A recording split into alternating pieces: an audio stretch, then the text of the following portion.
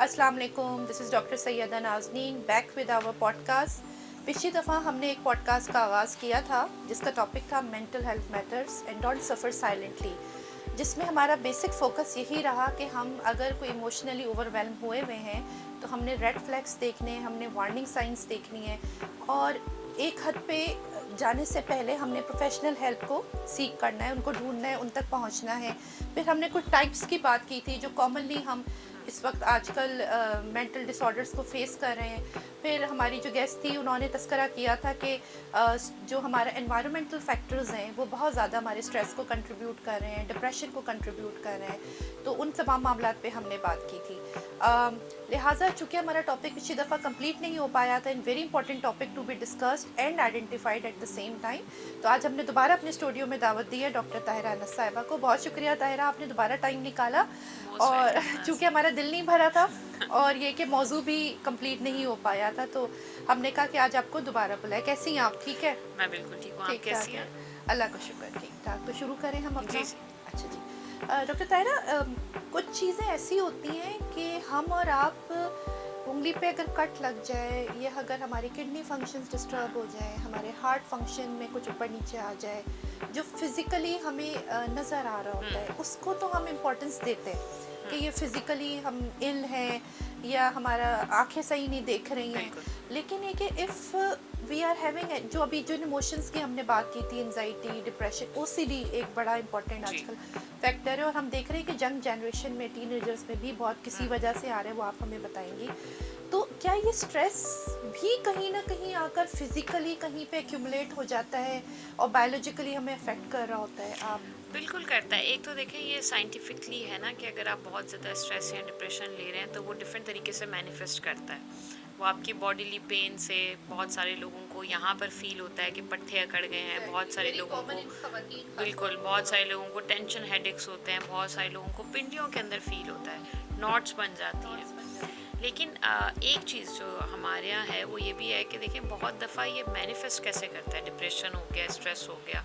मैं इसको बड़ी आम सी मिसाल दूंगी कि देखिए अगर मेरे हाथ पे कट लगा हुआ है तो आपको भी मुझसे हमदर्दी होगी और मैं आपको बताऊं कि नाज़रीन मैं ना पेन नहीं उठा सकती क्योंकि मेरे हाथ पे कट लगा हुआ है बिल्कुल। लेकिन अगर मैं आपसे कहूँ कि नाज़रीन मैं पेन नहीं उठा सकती या मैं चाय का कप नहीं उठा सकती क्योंकि मुझे डिप्रेशन की वजह से हिम्मत नहीं आ रही, तो आप मुझे ऐसे सर से पैर तक देखेंगे कि भाई अच्छी खासी सेहतमंद खातून है और कैसी बातें कर रही है ना। तो इसलिए भी बहुत दफ़ा हमारी सोसाइटी के अंदर और इवन वेस्ट में भी ये चीज़ बहुत कॉमन है कि डिप्रेशन जो है या स्ट्रेस जो है वो बहुत नॉर्मली मैनिफेस्ट करता है फिजिकल सिम्टम्स के साथ, जिसमें बहुत कॉमन होते हैं पिंडलियों में दर्द होना। It is very much normal and you need to seek help. बहुत दफ़ा हमारे पास which is a very good practice, ये चीज़ हम सबको करने की ज़रूरत है जो प्रैक्टिशनर्स हैं, कि हमारे पास बहुत दफ़ा पेशेंट जनरल फिजिशियन की रिकमेंडेशन पर आता है क्योंकि वो खातून या वो हज़रत बार बार उनके पास जाके बता रहे मेरी पिंडियों में दर्द है, मेरे पट्टे अकड़े हुए हैं, तो उन्होंने अपना जो स्क्रीनिंग थी वो कर ली और उनको अंदाज़ा हुआ कि भाई एग्जैक्टली, तो उन्होंने कहा कि आप साइकोलॉजिस्ट के पास जाएं। मैं एक चीज़ आपके तवज्जुद से और भी सुनने वालों को बताऊं जो कि बहुत अहम है स्पेशली ख़वातीन के लिए, कि विटामिन डी की कमी की अलामात बिल्कुल वैसी होती हैं जैसी क्लासिकल डिप्रेशन की होती है। आपके अंदर हिम्मत नहीं होती सुबह उठने की या बिस्तर से उठने की, आप 12 घंटे भी लेटे रहे ना, उसके बाद भी जब आप पहला कदम बेड से नीचे रखते हैं तो आपको लगता है कि मेरे अंदर एनर्जी नहीं है। हाँ, मतलब आपको लगता है मैंने पत्थर तोड़े हैं। बिल्कुल इसी तरह से आंखों के नीचे डार्क सर्कल होना, चेहरे पे उदासी होना, पट्टों में बहुत दर्द रहना, हड्डियों में बहुत दर्द रहना, इस लेवल का दर्द होता है कि आप एक्सप्लेन नहीं कर पा रहे होते। डिप्रेशन की अलामात और विटामिन डी की कमी की अलामात बिल्कुल एक सी हैं। बहुत दफ़ा आपको ये भी रूल आउट करना पड़ता है कि ये फ़िज़िकल रीज़न्स हैं या साइकोलॉजिकल रीज़न्स हैं। तो मैं अक्सर ख़वातीन से कहती हूँ कि अपनी विटामिन डी ज़रूर चेक रखें। बिलखुसूस ख़वातीन की बात इसलिए करें क्योंकि ऑब्वियसली प्रेगनेंसी के अंदर डिलीवरी की वजह से, हार्मोनल इश्यूज़ की वजह से आपकी विटामिन डी कम रहती है और ऑब्वियसली हमारा लाइफस्टाइल ऐसा नहीं है कि हमारी विटामिन डी अच्छी हो। मैंने अपनी प्रैक्टिस में कभी किसी भी खातून की विटामिन डी नॉर्मल भी नहीं देखी। एक होता है ना अच्छी, तो बहुत ही दूर की बात है, नॉर्मल रेंज के अंदर भी नहीं देखी मैंने, हमेशा बहुत कम देखी है। 30 एग्जैक्टली। सो मैंने 30 भी कभी किसी की नहीं देखी। 10 12 जिसकी बहुत अच्छी होती है उनकी 15 हो जाती है। So this is very important कि आप अपनी बिल्कुल उसको चेक करें। अच्छा डॉक्टर साहब, ये जो हम डिसऑर्डर्स की बात कर रहे हैं, जैसे हमने पिछले एपिसोड में बात की थी, तो एक तो हमारा जेनेटिक फैक्टर होता है। जी फिर जैसे हम और आप अभी इस रश से और पोल्यूशन से गुजर के यहाँ Environment का, तक जी पहुँचे बिल्कुल। हैं, फिर फैमिली में अपने मामलात होंगे, तो सोशल और एनवायरमेंटल फैक्टर्स हम्म। होते हैं। थर्ड होता है कि हमारी ब्रेन की केमिस्ट्री हिल जाती है, न्यूरो ट्रांसमीटर्स। हाँ। तो उसमें अक्सर जनरल फिजिशियंस ही मेडिसिन प्रिस्क्राइब कर देते हैं, जो कि उनका शायद काम नहीं है इस हाँ, हवाले से। बिल्कुल। तो is it a good thing, और is medication is the only solution, ये भी बताइएगा प्लीज। अच्छा, जब हम न्यूरो क्योंकि बहुत सारे ट्रांसमीटर लोग की मेडिसिन से भाग रहे होते हैं, इसीलिए हाँ, यहाँ तक नहीं पहुँचते। देखिए जब हम न्यूरो ट्रांसमीटर के इम्बेलेंसमेंट की बात कर रहे हैं तो ऑटोमेटिकली आपको मेडिसिन चाहिए, क्योंकि वो चीज़ आपको बैलेंस नहीं करेगी ना। मेडिसिन चाहिए, बिल्कुल ऐसे ही है कि स्टेबल की 4 टांगें हैं, तो अगर एक थोड़ी सी ख़राब हुई है तो उसको रिपेयरिंग चाहिए, तो आपको फिर उसको ही बुलाना पड़ेगा ना, कारपेंटर को। तो ये चीज़ इंपॉर्टेंट है। लेकिन देखिए हमारे यहाँ अगेन प्रैक्टिसेस ये हैं कि हम जनरल फिजिशियन के पास जाते हैं, हम उसको इंसिस्ट करते हैं, उसने दवाइयाँ पड़ी हुई होती हैं वो आपको दे देते हैं। लेकिन अगर आप मुझसे पूछें कि ये सही प्रैक्टिस है, तो नहीं, ये सही प्रैक्टिस नहीं है। ये कॉमन प्रैक्टिस है बट ये सही प्रैक्टिस नहीं है। आपको दवाइयों के लिए या तो आप साइकेट्रिस्ट के पास जाएं या न्यूरोलॉजिस्ट के पास जाएं। ये दो वो शख्स हैं जो आपको दवाई प्रिस्क्राइब कर सकते हैं। अगर साइकेट्रिक इलनेस है तो साइकेट्रिस्ट के पास जाएं। अगर ब्रेन से जुड़ी हुई कोई चीज़ है तो आप फिर न्यूरोलॉजिस्ट के पास जा सकते हैं और वो आपको दवाइयाँ दें। अच्छा, दवाइयों से ना मुझे इस चीज़ से बड़ा दुख होता है कि जो साइकोलॉजिस्ट के पास आता है वो कहता है तुम ना बस छोड़ो दवाइयाँ, तुम्हें मैं ही ठीक करूँगा। जो साइकेट्रिस्ट के पास जाता है उसको कहता है ये ना, ये क्या बातें करेगा, मैं तुम्हें ठीक ये तो करूँगा। सिर्फ बातें करेंगे। बिल्कुल हाँ। ऐसा नहीं होता। बहुत सारे तरीके इलाज जो हैं, बहुत सारी बीमारियां ऐसी हैं, बहुत सारे डिसऑर्डर्स ऐसे हैं जिसमें दोनों को मिलके काम करना होता है। बहुत सारी चीज़ों के अंदर मेडिसिन काम उस तरह से करती हैं जिस तरह से थेरेपी नहीं कर सकती। मैंने आपको बहुत आम मिसाल दी। हमारे यहाँ बढ़ती हुई डिसऑर्डर्स के अंदर एक एडिक्शन है, ठीक है। वो एडिक्शन जो है वो केमिकल्स की भी है, वो स्क्रीन की भी है, वो पॉर्न की भी है। मैंने बहुत सारे रिहेबिलिटेशन सेंटर्स में काम किया हुआ है। यू वोंट बिलीव, हमारे यहाँ ये चीज़ें बड़ी अंडर रिपोर्टेड होती हैं क्योंकि हम इसको स्टिग्मा लेते हैं। लेकिन बहुत सारे रिहेबिलिटेशन सेंटर्स में स्पेशली बच्चे और लड़के इस कंप्लेन के साथ भी आते हैं कि उनकी फ़ोन की एडिक्शन बहुत ज़्यादा है, उनकी पॉर्न की एडिक्शन बहुत ज़्यादा है। सो ये चीज़ समझने की ज़रूरत है कि जब हम एडिक्शन की बात कर रहे हैं, सो पहली चीज़ डिटॉक्सीफाई करने के लिए जो मदद करेगी वो मेडिसिन है। सो मैं ये कैसे कह सकती हूँ कि ये साइकेट्रिस्ट की काम किया, उसकी ज़रूरत ही नहीं है। सो ये चीज़ अंडरस्टैंड करने की ज़रूरत है कि ये दोनों चीज़ें मिलकर काम करती हैं और ये मौसर तभी होंगी जब दोनों होंगी, और दोनों का आपस में अंडरस्टैंडिंग होना बहुत ज़रूरी है। दोनों Being a like practitioner, psychologist and therapist, psychologist and psychiatrist, बिल्कुल, and in some cases neurologist also. Neurologist. So being a practitioner हमें एक दूसरे के प्रोफेशन को रिस्पेक्ट करने की भी बिल्कुल, ज़रूरत है very true. और उनके ड्यू कॉपरेशन को एक्नॉलेज करने की भी ज़रूरत है। So there is no harm in saying कि नहीं भाई इसके लिए आप दवाइयाँ खाएं फिर मेरे पास आइएगा। Okay, so it is very important कि अगर हम किसी किस्म के एडिक्शन का, जो कि आजकल स्क्रीन एडिक्शन बहुत ज़्यादा कॉमन है, फिर ड्रग एडिक्शंस भी आ जाती हैं, 10 चीज़ें होती हैं, तो हम थेरेपी भी लें मुख्तलिफ, जो भी आपका साइकोलॉजिस्ट समझ रहा है आपके लिए कि ये वाली थेरेपी हाँ। मौसर होगी, और साथ में if there is a need of medicine तो वन तब should medicines. Not avoid that. हम ब्लड प्रेशर की ले लेते हैं, हम कोलेस्ट्रॉल की ले लेते हैं, लेकिन इसकी लेने को तैयार नहीं होते, तो देखिए, ज़रूरत है तो लेनी नाज़रीन, एक जो पड़ेगी। परसेप्शन है वो ये है कि ये हाईली एडिक्टिव होती हैं। लोग कहते हैं, आप किसी से पूछे ना भाई तुम क्यों नहीं दवाई खा रहे, तो वो कहता है ये ना नशावर अद्वियात होती हैं। भाई नशावर अद्वियात नहीं होती, वो एक केमिकल के थ्रू, एक फार्मूला के थ्रू आपकी मदद के लिए बनाई गई हैं, और जब उसको बिल्कुल, और प्रैक्टिशनर जब उसको प्रिस्क्राइब करता है तो वो उसके इफ़ेक्ट्स जहन में रख के करता है। इसीलिए किसी को भी लाइफ लॉन्ग दवाइयाँ नहीं दी जाती, उसको अप एंड डाउन किया जाता है। आप देखें ना, आप हाइपरटेंशन की दवाइयाँ लेते हैं, आप डायबिटीज़ की दवाइयाँ लेते हैं, थ्रू आउट द लाइफ आपको खानी पड़ती हैं क्योंकि वो आपको सपोर्ट कर रही है। सो जो मैं हमेशा कहती हूँ कि बीमारी बुरी होती है, इलाज बुरा नहीं होता। सो इलाज अगर पेनफुल भी है या आपको लग भी रहा है कि ये मेरे लिए मुश्किल है दवाई खाना, तो भी आप ये सोच कर खाएँ कि वो आपको इलाज देगा, आपको सेहत देगा। अच्छा रुखसाना, ये बताएं कि एक और मिथ है कि अगर मुझे कोई एक मेंटल हेल्थ इशू है, लाइक से फॉर एग्जांपल ओसीडी है या बाइपोलर डिसऑर्डर है, तो लोग ये कहते हैं मुझे एक है तो दूसरा कोई मसला नहीं हो सकता, या ऐसा हो सकता है? तो फिर कौन सी कॉमन कॉम्बिनेशंस आप देखती हैं कि ज़्यादा लोगों में नज़र आती है? अच्छा नहीं, ऐसा नहीं है, ये बिल्कुल ऐसे ही है जैसे किसी को डायबिटीज़ है तो उसको हार्ट डिजीज़ भी हो सकती है। It's a rare combination and it's a very deadly combination, but it is possible. So इसी तरह से अमूमन जिन लोगों को ओसीडी होता है उनको देयर आर चांसेस कि उनको एंजाइटी हो ओसीडी अलग से भी। एंजाइटी, राइट, ठीक बिल्कुल, है, हाँ। आप देखें ना ओसीडी क्या है, हम आम अल्फाज में, अच्छा ये भी बड़ा एक वो है कि हर दूसरा बंदा आजकल ये बोलता है कि ना टेबल ऐसे नहीं ऐसे चाहिए होता, मैं बड़ा ओसीडी हूँ। सो इस उसको तरह की शौकिया टर्म्स, फैंसी करके बता हाँ, रहे होते ये हैं, नहीं हाँ। करना चाहिए, बिकॉज जो फिर सफ़र कर रहा है ये उसके साथ बड़ी ज़्यादती होती है, because OCD it's a really painful disease. आप सोचें ना कि आपका जहन 24 घंटे इस रफ्तार से चल रहा है और वो आपसे एक ऐसा काम करा रहा है, वो इसकी मिसाल मैं अक्सर देती हूँ कि OCD वाले का दिमाग जो है ना वो एक कैदी की तरह होता है कि उसको वहाँ रख के वो उससे काम करा रहा है और आप ना चाहते हुए भी वो कर रहे होते हैं। किसी का दिल नहीं चाहता कि वो यहाँ से उठकर जाए और 100 दफ़ा हाथ धोकर आए, राइट। स्किन डिजीज बहुत सारी हो जाती हैं OCD की वजह से, या जो भी लाइफस्टाइल आपका खराब वज़ू हो जाता है, बार-बार कर जॉब रहे हैं, खत्म हो जाती है। एग्जैक्टली मैं खुद एक खातून को जानती हूँ जो कि हर नमाज के लिए तकरीबन 1.5 घंटा वज़ू करती थी, राइट। वो नमाज बार बार पढ़ती थी। पुराने ज़मानों में तो ये था ना कि जो लड़कियां थोड़ी सही से चीज़ें रखती थी उनको सलीकामंद समझते थे, तो उनका OCD दबा देते थे सलीकामंद समझ के। फिर with the passage of time वो चीज़ें निकलती हैं तो वो बहुत ही बुरी तरह से मैनिफेस्ट कर रही होती है। सो ये बहुत इंपॉर्टेंट है। OCD के साथ एंजाइटी हो सकती है, बाइपोलैरिटी के साथ डिप्रेशन हो सकता है, and again it's a very deadly combination. जब हम न्यूरो डाइवर्जेंट कंडीशन की बात करें, ADHD अमूमन जिन लोगों को होता है उनके साथ एंजाइटी बहुत बुरी तरह से जुड़ी हुई होती है। अमूमन जिन लोगों को ऑटिज़म होता है उनको OCD हो सकता है, बिकॉज ऑब्वियसली रुमिनेशन है ना, एक ही तरह के ख्यालात बार बार आना। सो उनको OCD हो सकता है कि उस ख्याल पर अमल करना भी शुरू कर देना। लॉक किया था या नहीं किया था, जहन में ये ख्याल 100 दफ़ा आया और आपने 50 दफ़ा चेक किया, तो ये एक कॉम्बिनेशन बन जाता है ऑटिज़म और OCD का, ADHD और एंजाइटी का। ADHD क्या सिर्फ बच्चों में ही होता है या बड़ों में भी होता है?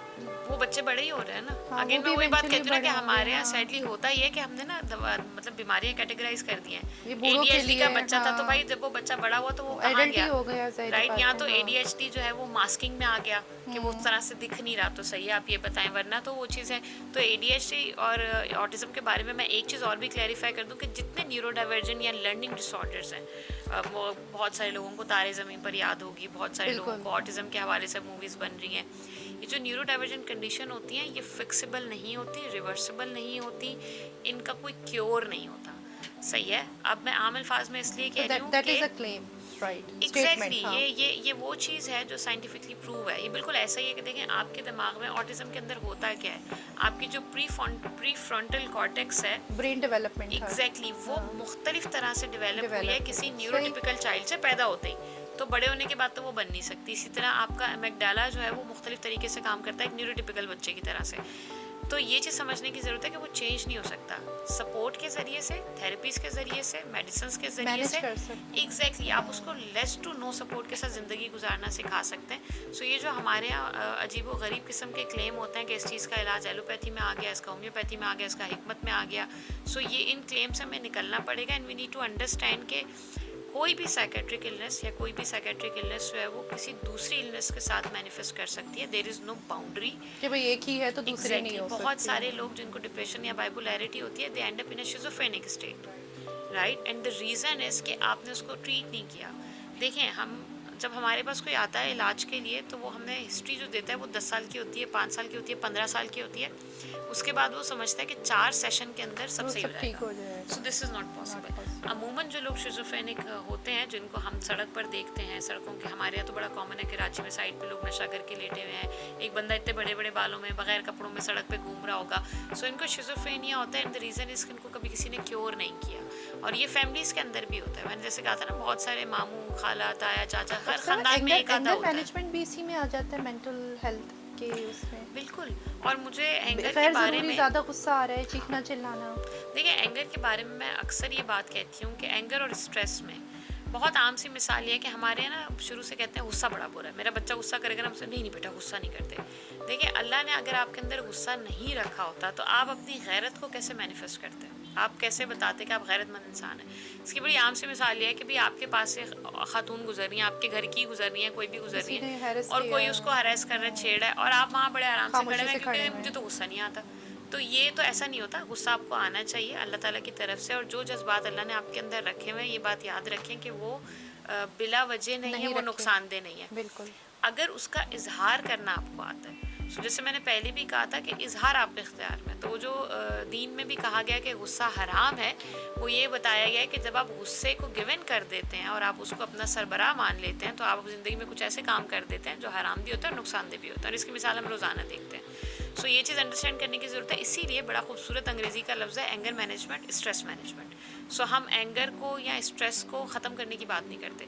जब मेरे पास कोई एंजाइटी का क्लाइंट आएगा, PTSD का आएगा, पोस्टमार्टम डिप्रेशन का आएगा, तो हम उसको कहते हैं कि आई जी हम इस पे काम करेंगे और हम आपको इससे फ्री करेंगे, ये हमारा मोटिव है। लेकिन जब हमारे पास कोई एंगर से आता है, स्ट्रेस से आता है, तो हम उसको कहते हैं कि जी हम इसको मैनेज करना सिखाएंगे, क्योंकि हम उसको ख़त्म नहीं कर सकते आपके अंदर से। एंगर मैनेजमेंट क्यों इंपॉर्टेंट है? बहुत आम सी मिसाल मैं अक्सर ही देती हूँ। बच्चा कोई गाली दे रहा है या किसी को मार रहा है, पहली बात घर वाले कहते हैं स्कूल से सीख के आया होगा। स्कूल आप जाएं, वो कहते हैं नहीं घर से सीख कर आया होगा। हमारे स्कूल में तो सारे नन्हे फरिश्ते आते हैं। जो पर्सनैलिटी मेरी आपकी आज है, जो पर्सनैलिटी हमारे बच्चों की 15, 16, 17 साल की उम्र में, यकीन जाने आप दीन उठाकर देख लें, आप साइंस उठाकर देख लें, हमें जो बात दीन से निकल के साइंस से होकर आती है वो बड़ी अच्छी लगती है, अकल में भी आती है, तो चलें आप वहाँ से कबूल कर लें।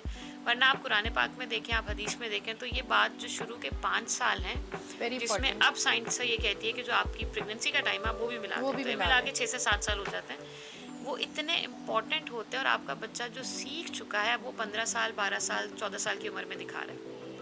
एंगर की आम सी मिसाल ये है, मुझे गुस्सा आता है मिसाल के तौर पे, और मेरी आदत ये है कि मैं प्लेट उठा के फेंक देती हूँ, लेकिन मुझे गुस्सा आता है 2 महीने में 1 दफ़ा, लेकिन करती मैं यही हूँ कि मैं प्लेट उठा के फेंकती हूँ। अब मेरे बच्चे को दिन में 10 दफ़ा गुस्सा आता है, वो 10 दफ़ा प्लेट उठा के फेंकता है, तो मैं उसको देख के बोलती हूँ ये किस पे चला गया। मैं तो ऐसे नहीं कर रही, क्योंकि मैं तो 2 महीने में 1 दफ़ा कर रही हूँ। तो आपकी फ्रीक्वेंसी चेंज है, लेकिन आपका बच्चा आपसे सीख रहा है। जो गालियाँ वो दे रहा है, जो जुबान वो इस्तेमाल कर रहा है, जो रवैया वो रख रहा है। बड़ी क्लासिकल एग्जाम्पल होती है ना, बॉस ने जो है वो आपको डांटा, आप बॉस को तो कुछ कह नहीं सकते थे, आपने घर आके बीवी को डांटा, बीवी किसी और को कुछ नहीं कह सकती, तो उसने बच्चे को पीटा, बच्चा उठा तो उसने पेट को या सॉफ्ट टॉय को उठा के पीट दिया कि यार इसने मेरे साथ ऐसा किया। सो डिस्प्लेसमेंट से निकलना पड़ेगा, इजी टारगेट से निकलना पड़ेगा। सो टॉप टू बॉटम वाली जो एक साइंस हमारे यहाँ आपको हर जगह पे नज़र आती है, इदारों के अंदर, घरों के अंदर, पॉलिटिक्स के अंदर, इकोनॉमी के अंदर, वो ये पावर डायनेमिक्स। सो आप जब किसी को रिस्पेक्ट करेंगे, उसके इमोशंस को रिस्पेक्ट करेंगे, और आप एंगर की या स्ट्रेस की भी बात करें तो उसको प्रोसेस करें। गुस्सा आना बिल्कुल फितरी अमल है, लेकिन उसका इजहार कैसे करना है ये इंसान के इख्तियार में है। बिल्कुल, ये आपके इख्तियार में। देखिए, इंसान का और जानवर का जो फ़र्क अल्लाह ने बड़ा वाजिया बताया है वो अकल और इख्तियार का है। बिल्ली को गुस्सा आता है, बिल्ली के आप दुम पे पैर रखे तो बिल्ली क्या करेगी? पकड़ के आपको या तो पंजा मारेगी या काटेगी। अब अगर इंसान भी यही कर रहा है तो फिर आपने और बिल्कुल, तो आपके पास ये इख्तियार है कि आपने किसी ने आपको गाली दी है तो आपने गाली देनी है, प्यार से जवाब देना, किसी को उठ के गोली मार देनी है। सो ये जो इख्तियार है ये आप कैसे प्रैक्टिस करते हैं ये आपको इंसान जबकि बीइंग मुस्लिम हम ये समझते हैं कि इस्लाम ना जोर और ज़बरदस्ती से फैला है, ना गुस्से से, ना तलवार से, अखलाक से, दावत से फैला है। और क्या, सही बात है। अच्छा डॉक्टर साहब, एक और बड़ा कॉमन इशू है आजकल, रिलीजियस एक्सट्रीमिज़म है, ठीक है। उसमें बहुत सारे लोग कुछ मुतबर्रिक शख्सियात से और मोहतरम ज़ात मुक़द्दस से अपने आप को एसोसिएट कर देते, बल्कि ये कहते हैं मैं ही हूँ, या ये कि हमने ख्वाब में देखा या हमारे पास आते हैं। क्या ये भी किसी किस्म का मेंटल डिसऑर्डर है? ये बिल्कुल, ये शिज़ोफ्रेनिया में होता है कि इसमें कि इसमें दो तरह से ये दिखता है। अमूमन के लोग कहते हैं कि या तो ये ना कि जी मैं फ़लाँ को मिलकर आ रहा हूँ, या मुझे वो ख्वाब में आए थे, मेरा उनसे कनेक्शन है। अब ये कोई मुक़द्दस हस्ती भी हो सकते हैं, कोई पाकीज़ा या दीन के लिहाज से जुड़ी हुई हस्ती भी हो सकते हैं। बहुत दफ़ा लोग कोई बहुत ही फेमस कोई क्रिकेटर हो गया, कोई फेमस स्टार हो गया, कोई मूवी स्टार हो गया, उससे भी अपने आप को एसोसिएट कर लेते हैं। बहुत से लोग ऐसे हस्तियों को जो दुनिया से गुजर चुकी हैं उनका क्लेम करते हैं। बहुत से ऐसे लोग, जैसे अमूमन आपने और मैंने देखा होगा कि बहुत से लोग कहते हैं एग्जैक्टली बहुत से लोग जो है वो अगर फेमस हस्ती की बात करें तो कहते हैं कि जी मैं हज़रत ईसा हूँ, क्योंकि बीइंग मुस्लिम हम बिलीव करते हैं कि जी वो आएंगे। बहुत से लोग ये भी कहते हैं कि जी मैं खुदा न खास्ता जो है वो इमाम मेहदी हूँ और बस सब क़यामत आने वाली है और सब जो है वो प्रिपेयर हो जाएं। तो ये शिज़ोफ्रेनिया के अंदर होता है। एंड अगेन ये जो होती है ना वो सिर्फ टिप होती है, टिप ऑफ द आइसबर्ग होती है। उस लेवल तक जाने के लिए ना, जैसे आपने शुरू में बात की थी कि बहुत सारे वार्निंग साइंस पहले से दिख रहे होते हैं, लेकिन मैं और आप उसको तवज्जो नहीं कर रहे होते हैं। बहुत दफ़ा मैंने बड़ी करीब से देखा है, सिंस मेरा काम जेल के साथ, पुलिस के साथ, इन लोगों के साथ रहता है, तो मैंने बहुत करीब से देखा है कि ब्लेस्फेमी के बहुत सारे केसेस के अंदर there was a mental illness, right. So उन्होंने ब्लेस्फेमी कमिट की थी, लेकिन एक होता है एक intention to hurt somebody's sentiment, या आपके दीन की जो है वो खुदा न खास्ता इंसल्ट करना था, एक ये होता है कि उसको वो सेंस नहीं है।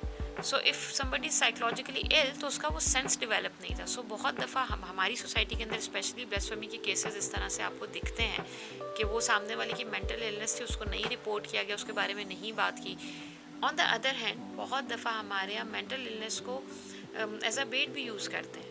बहुत रिसेंटली बहुत सारे केसेस ऐसे हुए, चाहे वो एक्सीडेंट का केस हो, चाहे मर्डर का केस हो, जी, बहुत सारी अभी पॉलिटिकल रिसेंट भी पर्सनैलिटीज़ हैं। जी एग्जैक्टली बिल्कुल। तो उसमें फिर ये होता है कि उससे पहले तक वो बंदा बिल्कुल ठीक भी था, वो बहुत सारे ओहदे पर संभालना भी था। था, सारा कुछ था, रिस्पॉन्सिबल सिटीजन था, एंड आउट अचानक ऑफ से नो वेयर एक हाँ, इवेंट हुआ और उन्होंने कहा कि जी ये ने आप रिपोर्ट रख लें हाँ, और हम जो है यूज़ करते हैं क्लेम कर इसको, देंगे कि ये हाँ। साइकोलॉजिकली इल थे। सो ये दोनों एक्सट्रीम्स नहीं होनी चाहिए।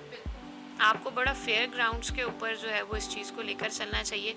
मैं अगेन ये बात कहती हूँ कि मेडिकल इलनेस के बारे में या साइकोलॉजिकल इलनेस के बारे में इसलिए उसका मजाक नहीं उड़ाना चाहिए या इसलिए उसको अपने एडवांटेज के लिए यूज़ नहीं करना चाहिए, क्योंकि हम नाज़रीन उस सोसाइटी के अंदर रह रहे हैं जहाँ पर अभी तक हम इससे सेंसिटिव नहीं है। बिल्कुल सही मदद कह रहे हासिल हैं। करना इतना बड़ा इशू है। आप किसी की आप सोच नहीं सकते कि जिसको ओसीडी होता है या जिसको ऑटिज्म है, उसकी फैमिली कैसे सफ़र सही करती है, बात वो है, खुद सपोर्ट कैसे सफ़र सिस्टम। करता है। आपके लिए वो एक पोस्ट है, एक जोक है, एक मजाक है, एक मीम है। तो इस चीज़ को बिल्कुल इस तरह से नहीं करना चाहिए, और अगर कोई करता है तो उसको स्ट्रांगली कंडेम करना चाहिए। और हेल्प जो है वो कोई आकर आपसे मदद मांगे उससे बहुत बेहतर है कि अगर आपको वेज पता है तो आप उसके बारे में बात करें, स्प्रेड करें वो नॉलेज, ताकि किसी को अगर मदद चाहिए तो वो हासिल कर सके। मैं बहुत सारी ऐसी ग्रुप्स में या महफिल में भी बैठी हूँ जहाँ पर अगर मुझे लगा कि किसी को मदद चाहिए और हमने आउट ऑफ नोवेयर वो डिस्कशन किया और वैसे बता दिया कि जी बहुत सारे ऐसे साइकोलॉजिकल इंस्टीट्यूट्स हैं जो ऑनलाइन हेल्प देते हैं, बहुत सारे ऐसे हैं जो फ्री में देते हैं, बहुत सारे ऐसे जो कम पैसों में देते हैं। एंड थोड़े दिनों बाद मुझे पता चला कि हाँ यार वो शख्स वहाँ मदद लेने गया था या उसने कॉल की थी। So it was a moment of relief and achievement के we were able to help somebody. So you don't know, यहाँ पर बैठे हुए इंक्लूडिंग मी, हमें नहीं पता कि सामने वाले की क्या ज़रूरत है, वो इस वक्त किस कर्ब से गुजर रहा है। तो जब भी आप बात करें तो specially when we are talking about psychiatric illness, बड़ी रिस्पॉन्सिबल तरीके से, बड़े महज़ब अल्फाज के अंदर उसकी तस्करा होना डेफिनेटली, चाहिए। Very right. अच्छा डॉक्टर साहब ये बताइए, अब हम थोड़ा सा उन टूल्स पे, उन स्ट्रेटजीज़ पे आ जाते हैं जिसकी मदद से हम अगर किसी इस किस्म के इशू से हाँ। दो चार हैं तो how to come out of it, right? तो एक तो डॉक्टर साहब ये बताएं कि इस सारे मामले में अगर हम इस किस्म की किसी इलनेस का शिकार है, फ्लेक्सिबिलिटी कितनी इम्पोर्टेंट है किसी भी मामले से बाहर आने के लिए, एक्सेप्टेंस कितनी इम्पोर्टेंट है? और इसके अलावा कुछ आप स्ट्रेटजीज प्लीज़ अगर तस्करा करें कि जिसकी मदद, पॉजिटिव सेल्फ टॉक हो गई, क्या हो गई, तो वो क्या चीज़ें हैं कि जिनके थ्रू हम इस चीज़ को बेहतर मैनेज कर सकते हैं? देखिए एक्सेप्टेंस तो इसलिए इम्पॉर्टेंट है कि बिल्कुल वैसे ही कि अगर कोई मान ले कि मुझे दिल का मसला है तो उसका लाइफस्टाइल चेंज होना शुरू हो जाएगा। सो अक्सर कहते हैं ना कि acceptance 50% is solution of the problem. आप मान लें तो वो 50% मसला हल हो गया, बाकी 50%। हाँ, अक्सर लोग खुद नहीं मानते, अक्सर लोगों की सराउंडिंग नहीं मानती। So if you have that supportive environment, it's a blessing अल्हम्दुलिल्लाह। तो ये चीज़ है कि अगर एक्सेप्टेंस है तो आगे आपके लिए मसले या मरहले आसान हो जाते हैं। अच्छा, जब हम ट्रीटमेंट की बात करें तो दिस इज़ वेरी इंपॉर्टेंट। हम अक्सर पॉडकास्ट पे पोस्ट के ऊपर ये बात यहाँ पर एंड कर देते हैं कि भाई अगर ये वार्निंग साइंस हैं, जाएँ जाके मदद लें। अब मदद लेना हर बंदे के लिए इतना आसान नहीं, नहीं है। पॉसिबल नहीं लाइक इफ़ है। यू विल आस्क मी तो डॉक्टर मेरे साहब लिए कुछ टाइम महंगी निकालना भी ही बड़ा है मुश्किल ये है। वाली काउंसलिंग, कुछ आप इस पे भी बात करिएगा कि थोड़े से एक्सपेंसिव भी होते हैं ये वाले सेशंस इट ना। एक्चुअली इज सैडली, जी। आपको मैं बताऊं, पाकिस्तान की आबादी के हिसाब से हमारे पास कोई गिनती के 750 साइकोलॉजिस्ट हैं। तो अब आप मुझे बताएं कि वो 750 साइकोलॉजिस्ट कितनों को हेल्प करेंगे। फिर उन्होंने एक हैंडसम अमाउंट पे करके एमफिल या पीएचडी किया क्लिनिकल साइकोलॉजी में। सो अब वो उसी हिसाब से चार्ज करता है, राइट? क्योंकि हमारे पास देखे ना स्टेट का कोई सपोर्ट सिस्टम, तो अगर मैं साइकोलॉजिस्ट हूँ तो मेरे पास भी तो नहीं है ना, मैं तो उसी अर्निंग पे अपना घर चला रही हूँ ना। तो ये बहुत इंपॉर्टेंट है। तो वो जो साइकोलॉजिस्ट हैं फिर वो कहाँ पर मिलते हैं? कराची, लाहौर, इस्लामाबाद, हार्डली कोई एक आधा फैसलाबाद में, उसके अलावा बाकी शहरों के अंदर तो वो है ही नहीं। तो आपके पास उनको एक्सेस करना बड़ा इशू है, फिर देन पे करना बहुत बड़ा इशू है। अभी बहुत अच्छी बात यह है, ऑब्वियसली आपको थोड़ा कंसर्न रहना पड़ता है, थोड़ा सा खुद होमवर्क करना पड़ता है कि बहुत सारे इदारे ऐसे हैं जो काउंसलिंग करते हैं। थोड़ा सा मैं आपके तवज्जुह से डिफ़ाइन कर दूँ कि काउंसलिंग और साइकोथेरेपी में फ़र्क होता है। काउंसलिंग ऐसी होती है मतलब कहेंगे कि प्री स्कूल और मैट्रिक में फ़र्क होता है ना, बिल्कुल वैसे है कि काउंसलिंग के अंदर बहुत बेसिक होता है जिसमें बेसिक लिसनिंग होती है, हाँ, काउंसलिंग प्लीज करो, जिसमें आपने किसी की बात सुन ली, उसका दिल हल्का कर दिया, उसको अपने तजुर्बे के हिसाब से मशवरा दे दिया। जो दोस्त आपस में करते हैं, जो अपने रिश्तेदारों से करते हैं, ये काउंसलिंग होती है। लेकिन जब हम साइकोथेरेपी की बात करते हैं तो psychotherapy is a very extensive process, जिसमें आपके सोचने के तरीके पर काम किया जाता है। सो बहुत से लोग जो ये कहते हैं ना कि मैं दोस्त से बात करता हूँ थेरेपी हो जाती है, मैं वॉक करता हूँ थेरेपी हो जाती है, तो वो थेरेपी नहीं होती, वो काउंसलिंग का काम करती है। थेरेपी जो है वो आप हमेशा प्रोफेशनल से ही करवाएंगे। थेरेपी एक्सपेंसिव है। सैडली मैं हर प्लेटफॉर्म पे बात करती हूँ कि हमारे यहाँ स्टेट को, इदारों को ये रिस्पॉन्सिबिलिटी लेनी पड़ेगी। लेकिन अगेन, जहाँ पर ये प्राइवेट में एक्सपेंसिव है, अभी भी कराची के हिसाब से तो मुझे खुद पता है, जिना अस्पतालों, सिविल अस्पतालों, इनका जो साइकेट्री वार्ड है, वहाँ पर ये काउंसलिंग 50 रुपये में होती है। अगर हम आईसीबी की बात करें, they are MPhil, at least MPhil होते हैं। तो इवन अगर हम आईसीपी की बात करें, institute of clinical psychology Karachi university, institute of professional psychology Bahria university, ये आपकी जो आमदनी होती है उसके हिसाब से चार्जेस करते हैं, विच इज़ 50 रुपये से लेके 5,000 तक का सेशन होता है। आपकी आमदनी के ब्रैकेट के हिसाब से ये चार्ज करते हैं। सो बहुत सारे इदारे ऐसे भी हैं जो कम पैसों में या मुफ्त में चार्ज कर रहे होते हैं। ये आपको ढूंढना पड़ता है, तो फिर आप जाकर मदद ज़रूर लें। तवज्जो से भी बहुत सारी सोर्सेज यकीनन हमारी ऑडियंस को पता बिल्कुल, इसी तरह से इफ़ यू आर कंफर्टेबल तो कुछ ऐसे ऑनलाइन पोर्टल्स हैं जो देते हैं, लिस्निंग सोल्स के नाम से है, सेहत कहानी के नाम से है, बहुत सारे टेलीफोनिक देते हैं। अमन टेली हेल्थ का है, 9123 उनका नंबर है, रोज़न का है 1022 शायद उनका नंबर है। तो आप इन नंबर्स पे फ़ोन करके भी काउंसलिंग ले सकते हैं एनोनिमसली, अगर आप जाकर नहीं लेना चाह रहे। उसके अलावा ऑब्वियसली सबसे अहम चीज़ है कि देखें, सेशन होता है 1 घंटे का। उसके अलावा पूरे हफ्ते के 43 आवर्स आप क्या करेंगे, कैसे करेंगे, वो इसको इन्फ्लुएंस करता है। सो मैं अमूमन लोगों से ये कहती हूँ कि बहुत ज़्यादा इंपॉर्टेंट है कि जब भी आप किसी भी तरह का इलाज कराने के लिए जाएं, तो आप अपने जहन में ये सोच लें कि थेरेपिस्ट वो 1 घंटे में मैजिक नहीं करेगा, मैजिक वो बाकी घंटों में होता है जो आपकी कंसिस्टेंसी से आता है। सो जब हम सेल्फ हेल्प की बात करते हैं, जो चीज़ मुझे ज़ाती तौर पे बीइंग अ साइकोलॉजिस्ट मैंने अपनी प्रैक्टिस में देखी है, और being a human being also, कि मुझे लगता है ये सबसे ज़्यादा मदद करती है। जैसे हम ब्रेक में भी बात कर रहे थे, अब मैं भी हूँ, तो मैं जब आपसे बात भी करी तो बैक ऑफ द माइंड बहुत सारी बातें और चल रही हैं, घर, बच्चे, बीमारी, आना जाना, इससे आगे वाला काम। लेकिन हम अपने जहन को फोर्स करके बताते हैं कि नहीं यार, अगर मैं यहाँ पर हूँ तो मैं नाज़नीन की बात पे फोकस करूँ, जो 15 मिनट बाद की कहानी है उसको बाद में देखेंगे। लेकिन होता यह है कि अमूमन साइकेट्रिक इलनेस के अंदर आपका फोकस जो है वो लॉस्ट हो जाता है। डिप्रेशन है तो आप माजी के बारे में सोचेंगे, एंजाइटी है तो आप फ्यूचर के बारे में सोचेंगे, अच्छा अब क्या होगा, अच्छा मैं चली जाऊंगी या नहीं चली जाऊंगी। सो वो आपको एक स्ट्रेस रहेगा। ये बहुत इंपॉर्टेंट है इन द प्रेजेंट, कुछ बेसिक को टैक्टिक्स तो ये बहुत इंपॉर्टेंट है कि मैं और आप आज में रहना शुरू करते हैं, जो बहुत सिंपल एक एक्सरसाइज होती है। मैं मेरा नहीं ख्याल कि किसी से मैंने इस बारे में बात करी उसको नहीं बताया हो। ये मैं कहती हूँ ना, मैं ये पूरी ज़िंदगी की ये जो है ना, वो है कि 5 4 3 2 1 it's the easiest thing and it's the most effective thing. इसमें कुछ और नहीं लगता। कोई भी 5 चीज़ें ऐसी आपके एनवायरनमेंट की जिनका आप नाम ले सकें।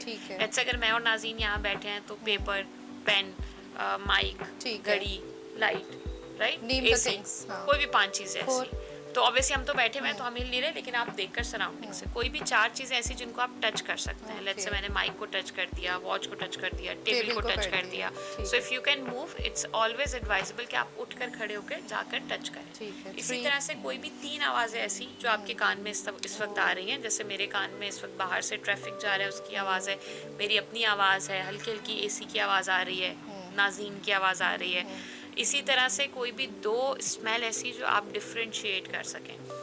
अमूमन एक एनवायरनमेंट की होती है और एक आपकी बॉडी ओडोर होती है। या आपने अगर कोई परफ्यूम लगाया है तो उसकी है। बहुत दफ़ा हम बारिश में होते हैं तो बारिश की आ रही होती है, घर पे कोई खाना पक रहा है तो उसकी आ रही होती है। तो कोई भी 2 ऐसी स्मेल जिनको आप डिफ्रेंशिएट कर सकें। कोई भी ऐसा टेस्ट जो आपको मुंह में महसूस हो रहा हो, जैसे मिसाल के तौर पे अगर अभी मैंने चाय पी थी तो मुझे चाय का आफ्टर टेस्ट आ रहा है। बहुत दफ़ा नाज़रीन लोग ये कहते हैं कि इसने ऐसी बात की कि मुंह ही कड़वा कर दिया। So that makes me realise कि लफ्ज़ों का भी जायका होता है। बहुत दफ़ा आप किसी को देख के बोलते हैं इतना मीठा बोलती है, बड़ा ही अच्छा लगता है सुनने में। सो बहुत दफ़ा वर्ड्स का भी टेस्ट होता है। सो बी फोकस अबाउट इट कि अगर मैं किसी की बात सुनी और मेरा मुंह कड़वा हो गया तो वो आपको कुछ कम्युनिकेट कर रहा है ना। Very careful about our words, जो भी हम बात कर रहे हैं, अल्फाज का चुनाव, जैसे आपने पिछले एपिसोड में भी बोला था कि बहुत ज़्यादा हमें केयरफुल होना है, क्योंकि वो पता नहीं कहाँ जाके किसको किस तरह महसूस हो रहा है। 2 चीज़ों के बारे में। और मैं अगेन वही बात कहती हूँ कि हम जब साइकोलॉजी को भी देखते हैं तो वो साइकोलॉजिकल सेशन की अगर आपको हिस्ट्री पता हो ना, तो वो जाके निकलती है जब रसूल पाक असर की नमाज के बाद मस्जिद में बैठ के मसले सुनते थे। सो इवन आज के दिन के अंदर भी अंग्रेज़ भी इस चीज़ को एक्सेप्ट करते हैं कि साइकोलॉजिकल सेशंस वहाँ से स्टार्ट हुए, जो ग्रुप सेशन सपोर्ट सेशंस है, ये हमें हमारे कोर्स में पढ़ाया जाता है. So this is very important to understand कि रिलीजियसली भी कहते हैं आपका गुमान और आपकी ज़ुबान, ये दो चीज़ें पॉजिटिव और खुश होनी चाहिए. खुशगुमान होना बड़ा ज़रूरी नहीं, खुश अखलाक होना बड़ा ज़रूरी है. तो उसका रीज़न है हम जल्दी से एक आयत का तर्जुमा भी है गालिबन कि खुदा तुम्हें तुम्हारे गुमान के हिसाब से बिल्कुल देता है. बिल्कुल. और अब आपको साइकोलॉजी ये कहती है कि जितना आप ग्रेटफुल होंगे उतनी आपकी ब्लेसिंग्स बढ़ेगी. हमारी बड़ी आम सी टिप होती है जो मैंने खुद भी बड़ा अरसा किया, और मुझे लगता है कि मैंने अपनी लाइफ में मैनिफेस्ट किए हैं. जो चीज़ें मुझे चाहिए थी, जो चीज़ें मैं सोचती थी, वो अल्लाह ने मुझे दी. उसकी बड़ी वजह ये थी कि मैं सोचती हूँ लाइन्स पर थी.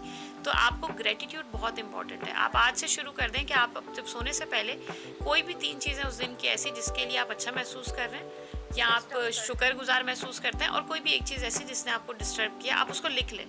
लिख कर आप सो जाएं. ये डेली की आप प्रैक्टिस करें एंड यू विल सी कि आज अगर वो एक चीज़ आपके पास थी या 3 चीज़ें ऐसी थी जिसके ऊपर आप अपसेट थे, with the passage of time आपकी लाइफ से निकलती जाएंगी और ब्लेसिंग्स बढ़ती जाएंगी.